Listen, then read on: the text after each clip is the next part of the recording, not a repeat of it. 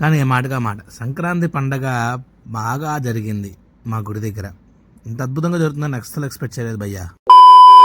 ఇంతకీ విషయం ఏంటంటే ఫ్రెండ్స్, సంక్రాంతి పండగ సందర్భంగా 14, 15, 16 భోగి పండగ సందర్భంగా భోగి మంట వేసుకొని పొద్దునే పల్లెటూరులో అందాలు తీసి అలాగా గంగిరెద్దుల వేషంలో వచ్చిన వాళ్ళని గంగిరెద్దుల ఫోటోలు, రాత్రిపూట నా గుళ్ళో భోగి పళ్ళు పోసారు పిల్లలందరికీ.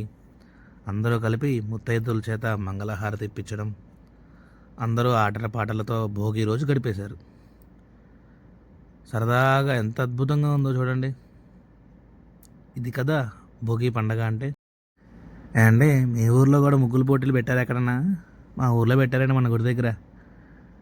సంక్రాంతి పండగ సందర్భంగా అందరి ఇళ్ళల్లో ఉండడం కాకుండా గుడి దగ్గర కొత్తగా ముగ్గుల పోటీలు పెట్టారు. చిన్న పెద్ద అందరూ కూడా వచ్చి ముగ్గుల పోటీలో పాల్గొన్నారు. సరే అని అలా వీడియో తీశాను, మన వ్లాగ్ కూడా ఉపయోగపడుతుంది కదా అని.